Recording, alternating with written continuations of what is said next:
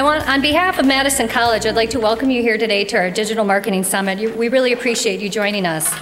Our goal for today's event is to provide our students and our business community with an educational forum to learn the latest about what's happening in the world of digital marketing.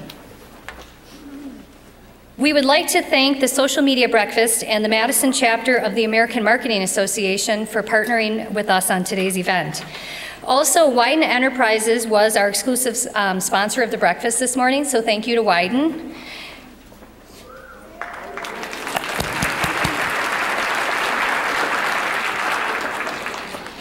And our summit today is the February meeting of the Social Media Breakfast. So we, of course, want to acknowledge the regular sponsors of the Social Media Breakfast.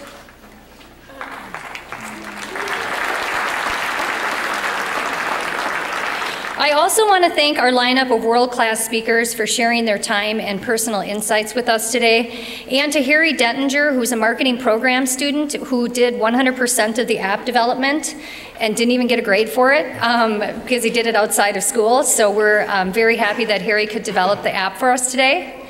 All right, Harry. And as with all large-scale events, it takes many people to make them a success. So I want to thank Wendy Franzik in our School of Business and Applied Arts, and Jody Goldbeck, who's an instructor in our Meeting and Event Management program.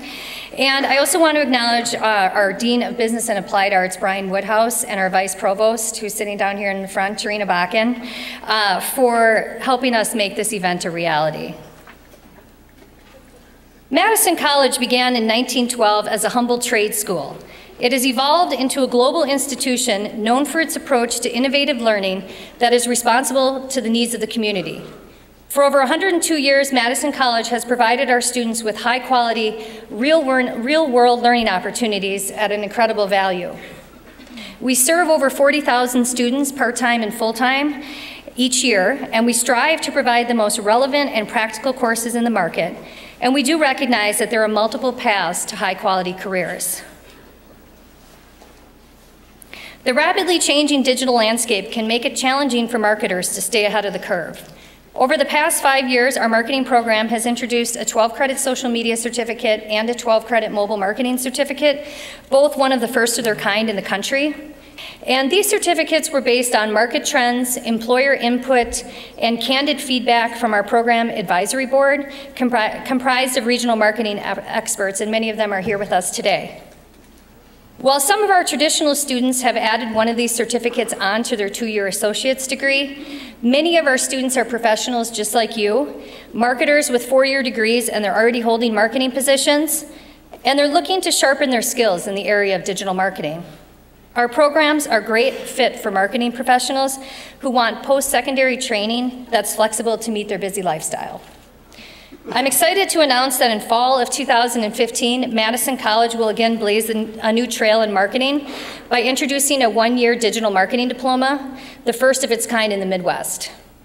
This 34-credit program will incorporate cutting-edge digital marketing, focusing on mobile, social, and e-commerce, and will be offered in a variety of delivery options.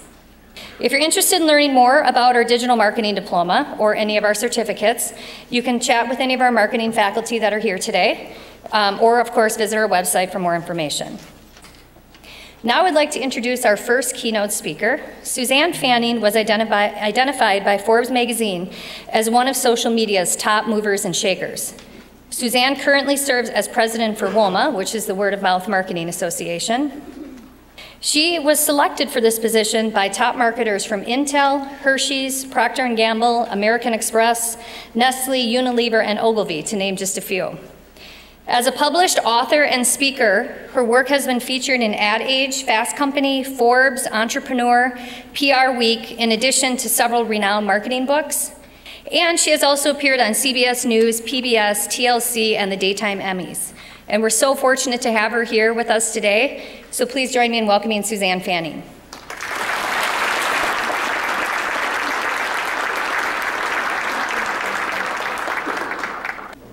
Yes, there we are, social media 2015 and beyond. That is what we're here to discuss. As she said, I am with the Word of Mouth Marketing Association, known to our friends as Wilma. Has anybody out there ever heard of Wilma? Show of hands. Okay, all right, good. We actually donated all the books that you guys have today. When we have conferences, as we do several times a year, we buy books from authors who are speaking, and we had several left over. We agreed to donate them for today, so I hope that you enjoy the books that you received. If you see another book and you say, wow, I wish I had been able to receive the one from Jonah Berger or the one on Lady Gaga, please reach out to me on Twitter. I'm at Suzanne Wilma, and I will make sure that I find a way to get you the correct book. So yes. Please connect. I would love for you to do that. Wilma is actually the official trade association of the social media and word-of-mouth marketing industries. We're a nonprofit group. We are made up of some of the largest brands and agencies in the world, and we are in our 11th year currently. We're based right out of Chicago, so we're not too far away. So why is it important to get people talking? Why do we need an entire association that figures out how to get consumers talking? Well, it started with a lot of research, a lot of anecdotal data, and a couple of years ago, Nielsen came out with this fact that 92% of consumers believe recommendations from friends and families over all other forms of advertising. So 92%, that was a pretty good number. It was pretty strong. It was very compelling. However, the members of Wilma and the marketing industry at large came to us and said, you know something? It still is hard for us to quantify a spend on that when we don't know exactly how much money it actually brings in. So it's great that it drives conversation. It's great that we feel like people believe it. It's great that we feel like it drives sales, but can you actually give me a number? So last year we embarked on a very, very huge study, a market mix modeling study, and we looked at several brands. We looked at all of their sales data. We analyzed everything across the board for the last 3 years to try to come up with that numbers that marketers so desperately wanted. We're actually going to present the findings next week in New York City at Social Media Week, but I just wanted to give you guys a sneak peek. We can attribute $6 trillion annually to word of mouth. $6 trillion. I mean, that's a pretty huge number. So I think you should probably listen today is my point. All right, so another question that I get as I travel around the country and as folks talk to me is, how much of my budget should I spend on social engagement? And I'm talking about all forms of social engagement. I mean, that's a big question. And the answer is about 1/5 of your budget. About 1/5 of budgets are going to be focused on just social engagement. So that's a pretty significant spend. Now the question is, like, what do we do with it? How do we spend it? What do we do with that giant chunk of money so that we are successful? So consumer trust is an important thing, and there's a reason that people are trusting their friends and family more than anything else, and that's because they feel like they've been duped too many times. They're just not going to believe kind of the man. They're just not going to believe what the company says. They want to hear from their friends. And let's take a look at some of the other forms of advertising. If you look all the way down at the bottom, you've got banner ads, you've got display ads, you've got ads on social media. So those are the tiny little bars at the bottom. Television, which people spend a ton of money on. Only about 48% of consumers believe what they see on television. At the top, again, is that 92%. So why is it that marketers, that brands spend so much of their money on those little things down at the bottom that just aren't driving the impact? And we actually did find out a reason to that. We did a survey with the AMA last year, and we asked marketers, you know, and we found out that 68% of marketers actually do believe that word of mouth is the most important thing that they can do. Only 6% of them consider themselves experts at word of mouth. So this is a sweet spot. If you can master this, if you can embrace it, if you can learn how to make your consumers happy and learn how to get them to drive conversations, I mean, I'm just, you know, I'm not like a statistics person, but I'm just going to flip that and say, you'll be in the top 6% of marketers in the country, right? Makes sense to me. So what's going on today in the world of social media is that everybody is trying to solve the social media puzzle. They're trying to say, all right, this is my Facebook strategy. How am I going to get Facebook fans? And this is my YouTube strategy, and here's what I'm going to do. And they're trying to take all of these little pieces, and they're trying to shove them together. And what they're coming out with is a strategy that looks like this. So what's the right way to do it? If that's not what you do, if you don't say, how am I going to get people to, like me on Facebook? How am I going to get people to tweet about me? What's the right way to do it? The right thing to remember is that your strategy starts with people.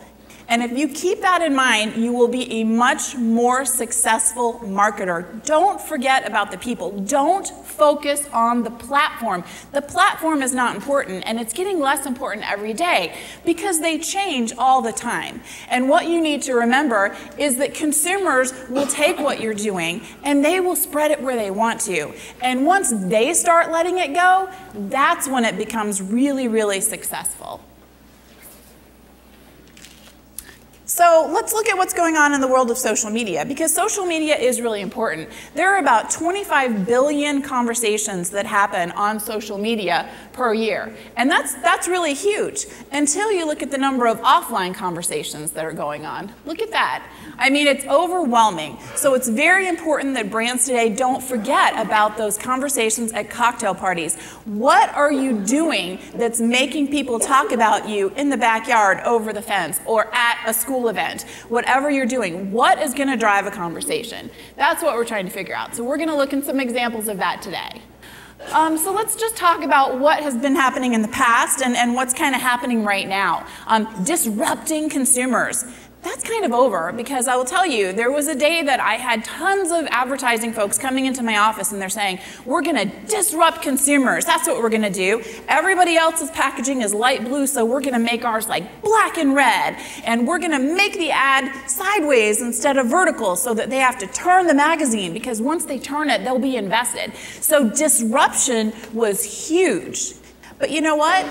Consumers don't want to be disrupted. They're too busy. You're too busy. What's more important than being disrupted today? It's being delighted. Let's delight our fans. Let's make their lives easier, not harder. Let's give them something wonderful that makes them happy instead of annoying them. So that's a trend that has definitely changed. Also, over the course of my career, I cannot tell you how many employers have come and said, let's make the consumer care about us. What can we do to get them to care about us? Like, that's what's important.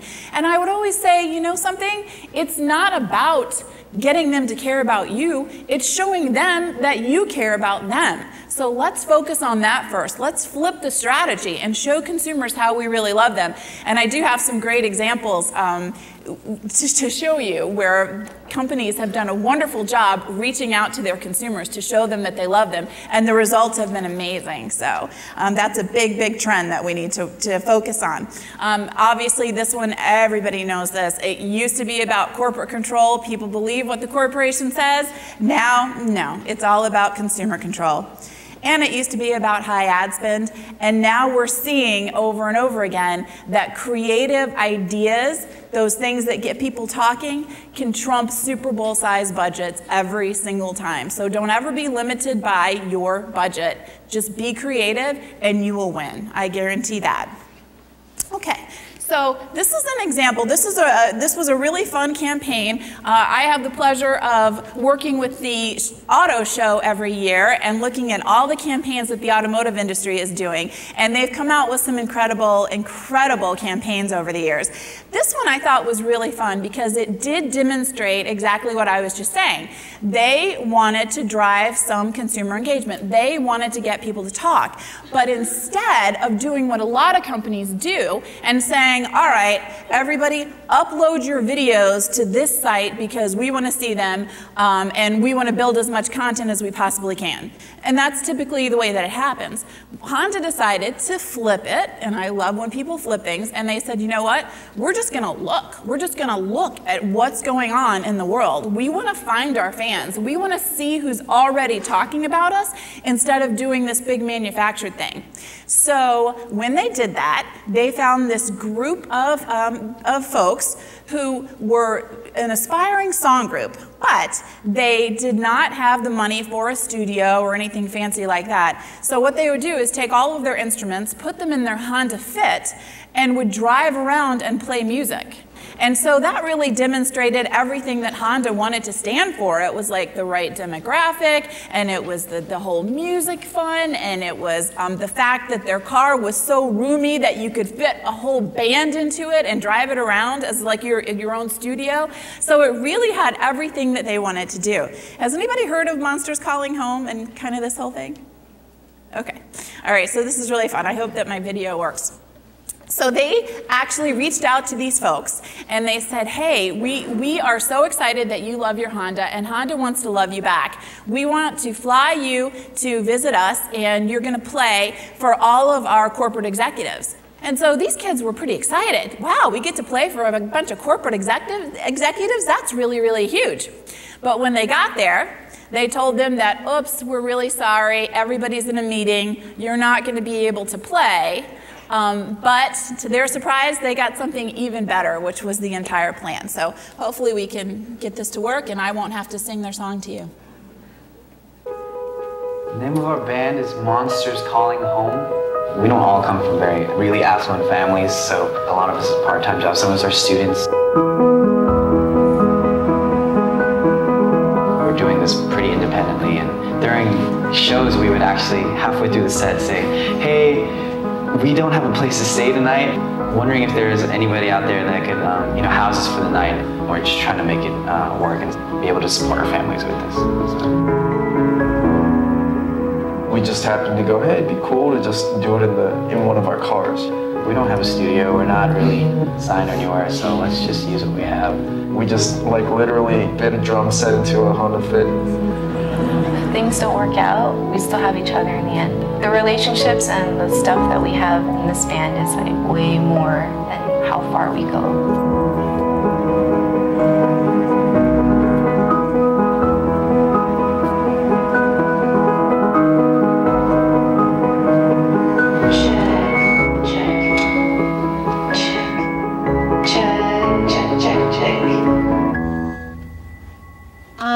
Here's the thing, everybody that's supposed to come here is stuck in a meeting, and so we're gonna have to cancel the concert, and I'm so sorry, because we were really looking forward to hearing you.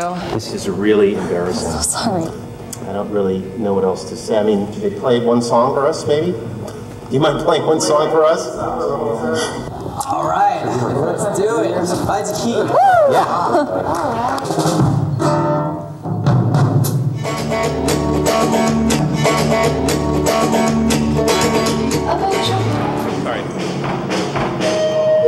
Sorry, didn't mean to interrupt you. I just want to tell you that, like I said, Honda wanted to love you back. That's why we invited you here today. And unfortunately, there's no concert here, but the truth is, there never really was supposed to be a concert here. And Honda has a kind of a better gig for you guys. You are booked as the musical guest on Jimmy Kimmel Live.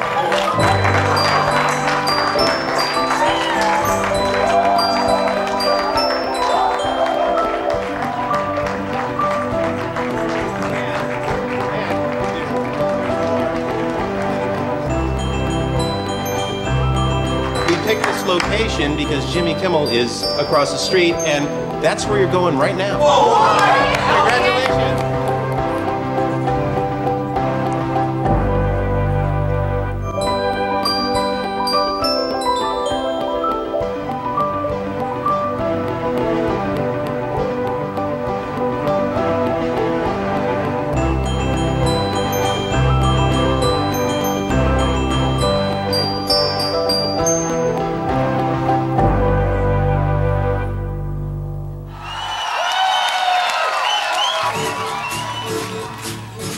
Left my heart. Okay, And that's the way it happened. You might want to look up the video, look up the presentation. It was really great. And Honda does a very nice job. In fact, we're inviting them to speak at our summit this year in November in Miami. This year they did something really fun for April Fool's Day that we just loved, because they know their consumers so well that they decided it was okay to poke fun at them. So they had a little video that they sent out, and it had a couple on a couch, and they were talking about how they were part of the maker movement, and they really believed in making things with their hands. And you know, you start out thinking that it was pretty serious, and then the man pulls out like a bag of old blown transformers, and he says, "See, I'm going to use these to make a collage picture of my mother." And then you realize it's kind of starting to get like a little bit silly. And they said, "We're so excited about Honda's new program where you can actually build your own car." And then they walk outside and you see a drone coming down delivering like a box. And then you find out that the drones are delivering like over 100,000 boxes of Honda parts so that they can put their car together. So their core audience absolutely loved it. They really shared it, and it was huge. And they had an incredible sales month in April because of that. So really fun stuff that Honda's doing. Oh, cool. We went back to some other slides. Let's see. Okay. So again, your strategy starts with people. So you need to ask yourself 3 questions. Who are my fans? Where are my fans? And why are they my fans? And if you can answer those 3 questions, that is the start of your marketing strategy.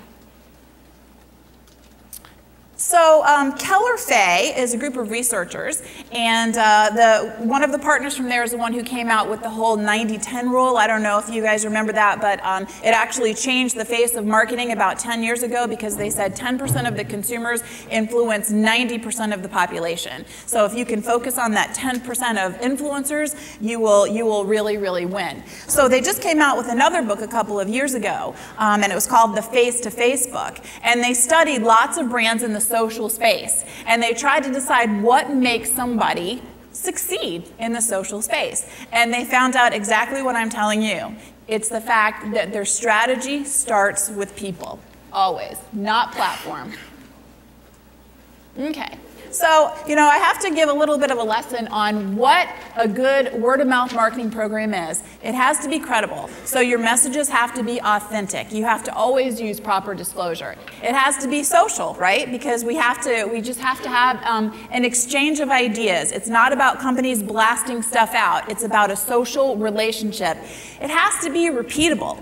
Buzz campaigns used to be a big thing where companies would drive up and they'd make a whole bunch of noise, and then they would just kind of disappear when the campaign is over. It's not about a campaign that comes and goes. It's about a sustainable, repeatable relationship. It has to be measurable. And today there are so many tools out there. If you can figure out what you want to measure, there is definitely a great way to measure it. And if a boss is spending about 1/5 of a budget, they're going to make sure that you come back with some solid numbers. So measurable. And then respectful. I mean, you have to abide by all of the correct privacy laws. You have to respect consumers and not use them. And we're seeing lots of rules going into place with the FTC. Even Facebook is putting in new rules to make sure that we are really maintaining that relationship the way that we need to. So it has to have all of those elements.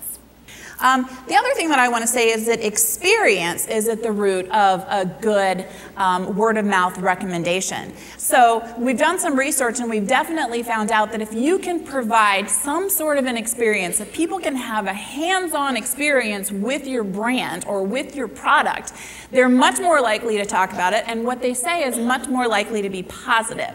And so we have some examples of that coming up too. There's a company called House Party, and I definitely don't want to stand up here and do an ad for House Party, but they're doing some fun stuff because they realized that this was the case, and they realized that a lot of companies were just trying to drive stuff in the social space. So if they could give it some roots and something really experiential, that maybe it would go further, and it did go quite a bit further. So they've worked with some major brands, and what they do is they let consumers sign up online, and they can throw a house party, which kind of is like the old-fashioned Tupperware party, where a mom would invite a bunch of neighbors over and they would all come over and try out the Tupperware and make it burp and like laugh, and then they would all walk away with their stuff. So it's kind of like that, but they're doing it with lots of different products, and they've added in social elements. So they've given them things that make incredible photo ops. I don't know if you can see this little girl at this party. I think this is One Direction, but do you see the little girl up there that's just crying? Like she's so excited to be there that she's burst into tears. I mean, that is what we want consumers to feel about our brand. That's the dream right there for marketers, to make people so excited that they're actually crying. The other thing that's important is to give them a visual. So when you look at the one with the chef's hat, that's actually a party that they did for Chef Boyardee, and they sent out a little party box. And so, of course, these people would get together, they'd have these hats, they'd throw the hat on their child and take a picture. They were compelled to share. So not doing stuff and saying, share, share, share, here's our hashtag. It's doing something that is so incredible that they feel compelled to share it on their own. And visuals are a really huge piece of that. So, okay, so we talked a little bit about the tools. So making sure that you're providing an experience, but then you're also giving those social tools to help them, because it's our job as marketers to make sure that we make sharing really, really easy. So I actually have a video that I want to show you with one house party. Here it is. And I bet it's going to work this time. Let's take a look at this model, let's take a look at the party, and what I like is that they have some results reported at the end. Chef Boyardee is an iconic American brand that's been enjoyed in homes for decades. But how to let today's families know that the chef can help them serve up quick and tasty meals the whole family can enjoy using Chef Boyardee as a main ingredient? Knowing that tasting is believing, the chef turned to House Party to put his products, and specifically the new Chef Boyardee recipes, in the hands, homes, and conversations of consumers. Ones who thought they knew everything about the brand.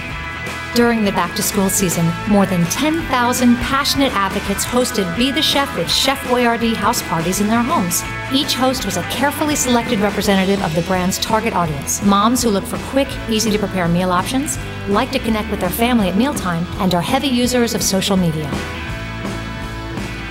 As part of House Party's proprietary framework to drive reach, engagement, and conversations, a customized party page was created on houseparty.com.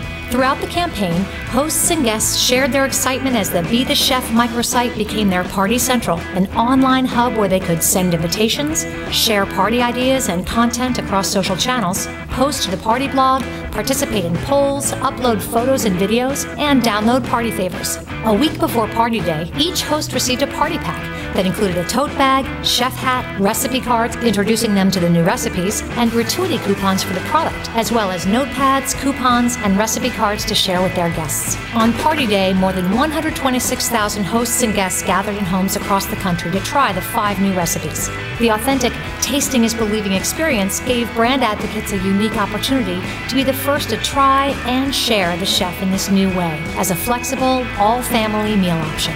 The results, measured by third-party research firm Chat Threads and incorporating party site traffic, social media mentions, pre- and post-party surveys, and a national control panel, exceeded expectations. The campaign drove more than 900,000 incremental product trials. Brand favorability rose by 27 points, while purchase intent increased by 25 points. From the original pool of over 126,000 partygoers, conversations and recommendations online and off spread to create over 48.6 million brand impressions. Perhaps most impressively, the campaign drove 14% incremental sales lift, as measured by a Nielsen panel match study.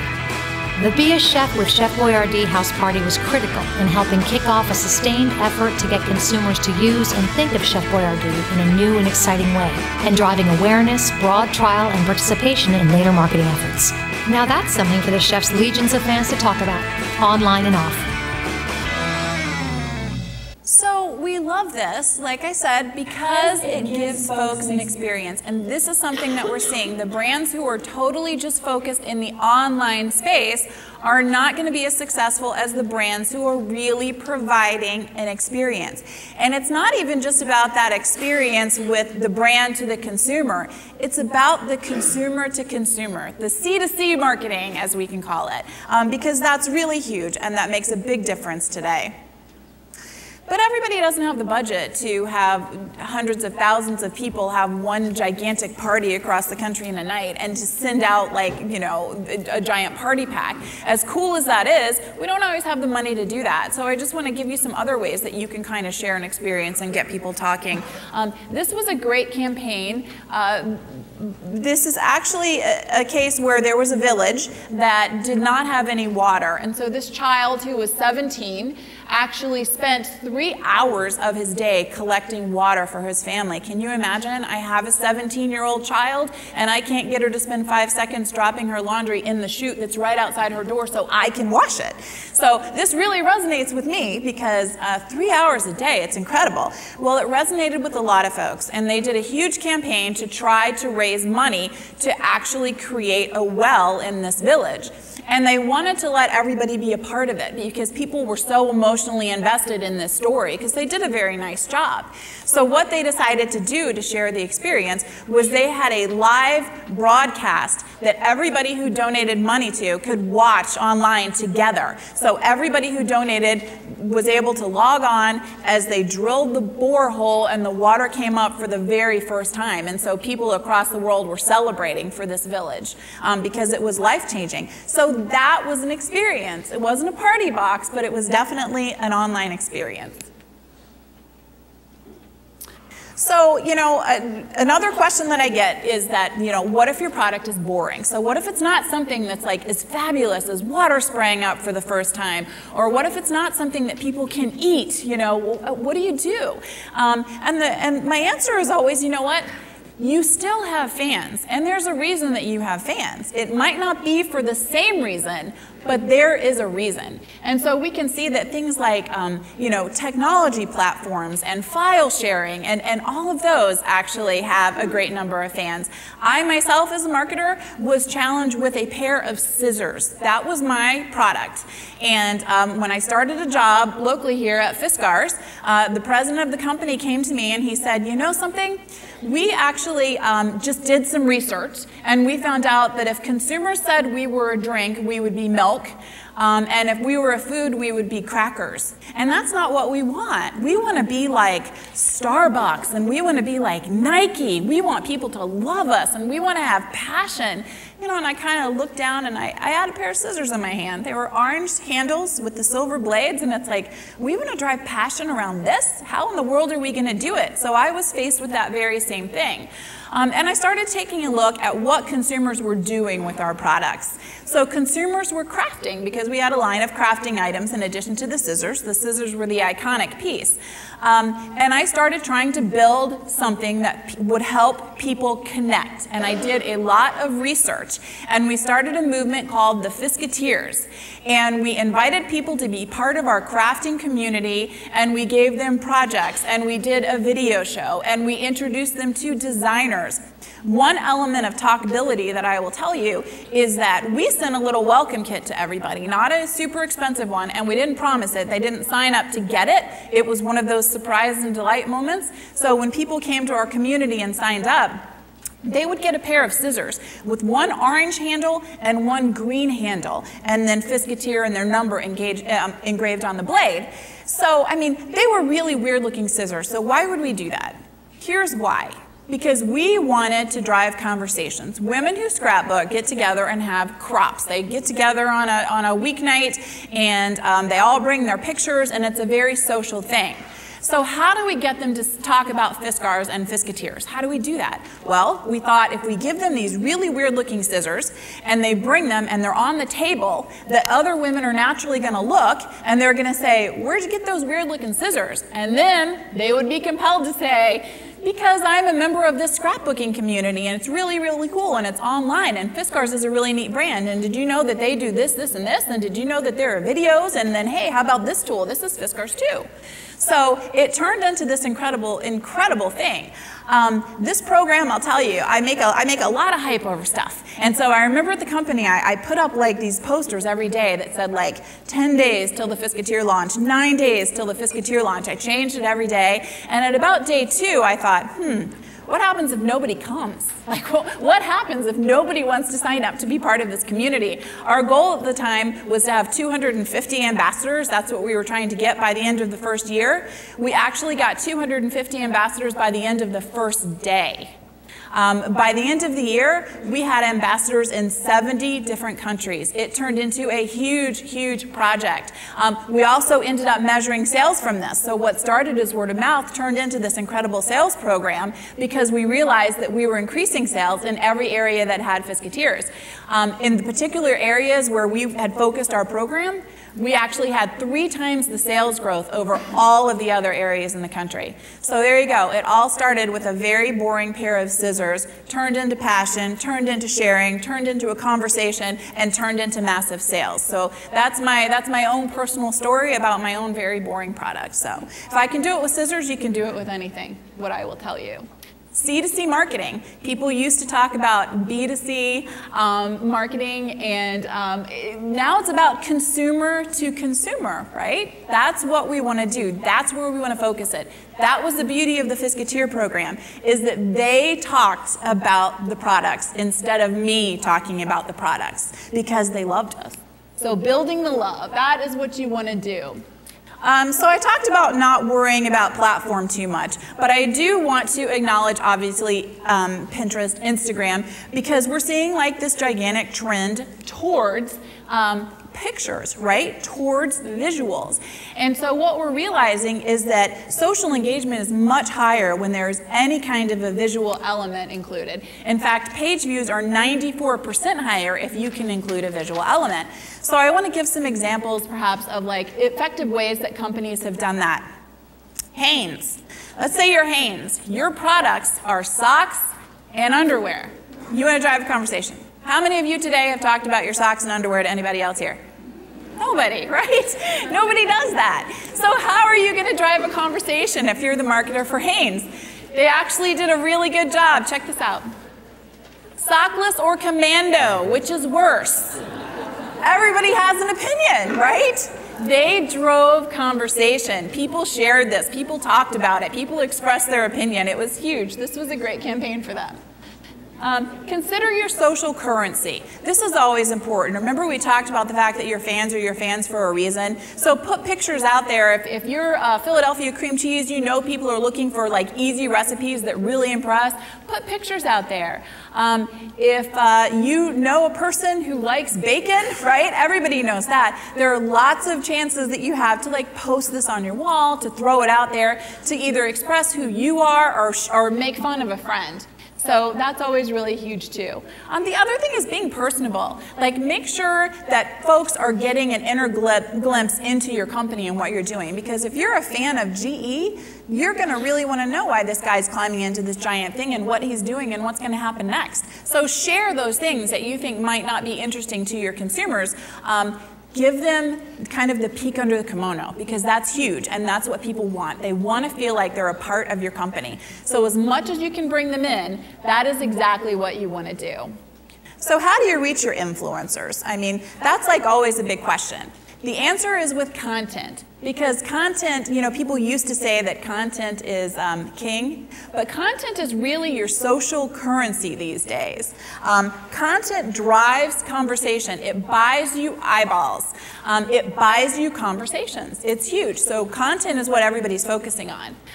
So does it always have to be deep and meaningful content? That's another question that I get. People get very, very serious about what they're putting out there. So this is a great example from Intel, because you got to think, people who are following Intel, people who love that, they're very into the you know, technology and all that kind of stuff. So you got to think, okay, that's a really smart audience, so I'm going to have to put out really smart stuff. Well, one day, somebody there got kind of sassy, and they put out this post that says, "This is how computers are made."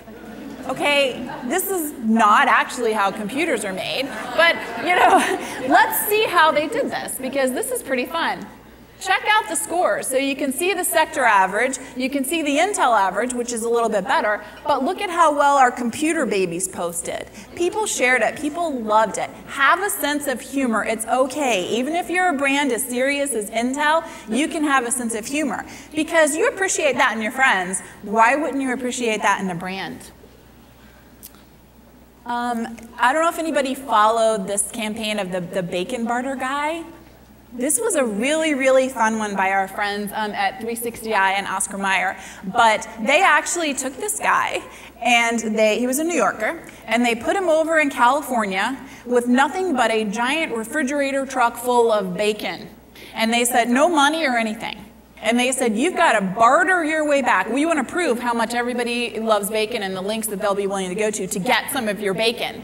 So we're going to put you there, no money, you barter your way back. Well, this guy had a blast, and he was on every social media place that you can be. So people were tweeting pictures, he was on Instagram, he was doing Facebook posts, people were making videos, and everybody knew where he was. They were all following him. And so fans of Oscar Mayer would come out and they would meet with him, and he'd say, eventually he'd get tired of sleeping in the truck, and he'd say, hey, if I give you 30 pounds of bacon, can I sleep on your couch for the night? And people let him sleep on their couch. I mean, this was huge.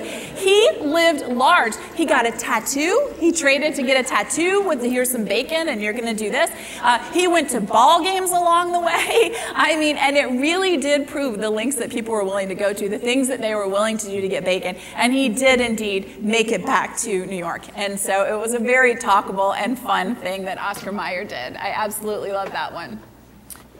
Going viral, so that's something you always hear about. Let's make a viral video. And of course, everybody here knows you don't really make a viral video. You make a video, and then if you're lucky, it goes viral, right? And so this one was really popular that the water company did, but I think it's probably very, very expensive to make babies dance. I'm just gonna guess. And everybody doesn't always have that kind of a budget.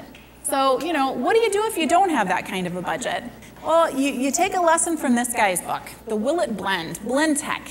So he had he was walking through his company. This was actually the president of the company. He's walking through, and he sees like a pile of junk, broken junk on the floor. And he said, what's this? Why do we have a pile of junk? And they said, oh, that's where the engineers test out the blender motors to make sure that everything's going well. They just will grind up anything to see what these blenders will pulverize. And he said, that's kind of cool. I think consumers would think that's kind of cool. So he basically just got a lab coat and stood in an office and started the show called Will It Blend? And so I think the first thing I ever saw him blend up was a baseball. So he dropped it into the Blend Tech blender, put the lid on, and it pulverized it into powder. I say they don't have much of a budget. I think I did see him just blend up an iPhone 6, so the budget's getting a little bit better. But this was great. This is one of those creative ideas that turned into something exceptionally viral, and it got the product. It wasn't just funny, it got the product message out there, and it showed them something that was going on in the company. So you see where I'm going? It's funny, it gives them an inner glimpse, it turned viral, it was creative. So all of those elements that we've talked about were kind of rolled into this, and it was super successful for Blend Tech. So sampling is another way to get people talking. Potbelly did a really good job. They did something really creative when they opened up a restaurant in Austin, because they didn't have any presence in Austin. So instead of just going out with a big direct mail campaign like you would expect, they found this very, very specific list. They found a list of people who were fans of Potbelly in Chicago, which is where it had started, I think, and had since then moved to the Austin area. So they helped these people be experts and look like experts to their friends. They gave them 10 free passes, and they said, okay, so now we're gonna let you bring 10 of your friends to lunch. So they sent it to 100 people, they gave them 10 passes each, and they had this massive opening week with just people giving their own consumer recommendation. Say, hey, I'm from Chicago, and I know about this really cool sandwich place, and I'm going to invite you to come there this week, because they're just opening, and I'm a VIP, because people love that. People love it if you can kind of elevate their social status. And so that's what Potbelly did. And again, it was very successful. They drove lots of conversations, many more than you would have driven with just the direct mail piece or just the ad. So yay for them. Sometimes it's not about having a big conversation and broadcasting. Sometimes it is about keeping things a secret. And so we love that too. There's kind of that fun thing about being exclusive. You hear those stories about a hamburger place in New York that you go to and it's kind of like a shack on the outside, but if you're on the inner circle, you know that if you go behind the door in the phone booth or something, that you can get to this incredible restaurant and have a meal like you've never experienced before. The Water Tower Speakeasy, that's a party that you go to and you only get invited if you get a pocket watch from a person who went the week before, so that kind of spreads. In-N-Out Burger, I'm sure a lot of you know they have like their whole underground menu, so the things that aren't up there, but if you're an insider, you know exactly how to order to get what you want to have at In-N-Out Burger. So the whole thing of being exclusive is really fun too and makes a big difference. So let's talk a little bit about participating. Everybody knows now that it's important to listen, right? It used to be just broadcasting the message out there. Now we realize that we have to listen to our consumers and respond. It's also really nice to participate in the conversation. And that's something that a lot of brands have been slow adopters on. It's hard. It's okay maybe if we're going to plan something to be social, but how do we react? And what's the right thing to do? And so here's one that I really liked, and this one is about negative content. How do you handle it? A lot of people will say that. Should I ignore it? What should I do? So let's look at this tweet. Saw a bird had crapped on a smart car, totaled it, okay? So, you know, this guy's pretty sassy, and I'm sure he thinks it's out there, and it might give his friends a chuckle. Well, obviously, Smart Car got this because they are monitoring what's going on in their spaces. What are they going to do? Your smart car. Do you ignore it? Do you get offended? Do you write some long thing saying, well, let me explain to you about our safety cell? Here's what they did. They tweeted back and they said, couldn't have been one bird, sounds more like 4.5 million. Seriously, did the math. And then what I really like about this is that they didn't stop there. They followed up with an infographic. Here it comes. 4,500,000 pigeon craps, 360,000 turkey craps, or 45,000 emu craps. And then just down there, really small in the bottom, they actually had a lesson about their safety cell. So they got the message out there. People loved it. People shared it. Using humor definitely works. Being a part of the conversation really works. All very good stuff. So let's just talk about measurement for a second. I've addressed it a few times, but it's really important to measure what matters. And you have to know clearly going into your program what you're going to measure. That's really important. So if you're going to measure engagement, you're going to want to do some digital tracking. If you're going to want to measure advocacy, it's really important to do surveys. Again, it's not just about the number of likes. If you're going to measure your brand lift, you can do some market studies. And if you're going to measure the sales lift and the ROI, definitely the shopper studies. And again, that's the thing that I talked about that I engaged in, where I found out that the whole scissor program had lifted sales 3 times as much as the other one. So if you can get those measurements in place up front, you can really prove that you're doing an incredible job. It's not just about the activity metrics, like I said, the likes and the tweets and the things like that. It truly is about your engagement metrics. So how many people are sharing, how many people are moving it around. I think there is Honda did another video, actually. Wow, I'm a big fan of Honda today, aren't I? Honda did like a distracted driving short. And it was really, really cute. I wish I had a copy. I probably will add it in. But they just showed little texts popping up. And so it was a couple, a very sweet couple, and you see one pop up that said, hey cutie, are you almost here? And he's like, yep, I'm almost there, I can't wait to see you. And then there's like a heart, and then there's little flowers. And so you're just watching the text, and then all of a sudden you hear a crash and the texts all shatter. Because obviously you're not supposed to text and drive, and this person got into a wreck. And then you see one more little text pop up that says, you there? And it was very compelling. So they put it out there, but what happened is one of the fans loaded it to Imager, the really popular site, and then it really started getting traction, and then it ended up on Reddit, and so it moved around. So they created it, and then the fans moved it around and made it incredibly huge and very, very viral. And so there I will say, please do not text and drive, and if you know anybody who would potentially do that, look that short video up and send it to them, because it is very, very moving. but let your fans move stuff around for you. And we're coming to the end here, so I just wanted to make sure that I gave some actionable items, kind of the top 10 things for marketers, things that we've already talked about. Start with people and not the platform. Provide an experience if you can find a good way to do it. Be creative. Like I said, those creative ideas are going to win every time. You can beat out big budgets with smarts. Find ways to love them. Don't just try to get them to love you. Love them, and they will naturally just love you back. Ask the right questions and make sure you listen to the answers. You need to respond. You need to make sure that you're doing what your consumers want because you don't have all the answers. Be visual. Makes a huge difference in today's world. A picture for sure is worth way more than 1,000 words, so be as visual as you can. Give them incredible content. Give them something to talk about at those parties. Give them a reason. They want to share. They want to share your message, so help them. Have a sense of humor. Don't take yourself too seriously because humor works. Make it really easy to share. Give them ideas about ways to share. Give them tools to share. I've heard people say that on websites the share button is more important than the buy now button today because that just incrementally increases your sales. It's amazing. Make sure that you find ways for them to share. And then of course make sure that you're always measuring. There are no excuses not to measure today for sure. So many great tools out there. We have some additional stuff on our website at wilma.org. And you can look. You can actually download the entire study. We've got it loaded for next week's presentation. So if you want to hear what went into that whole $6 trillion consumer number, it is on the website.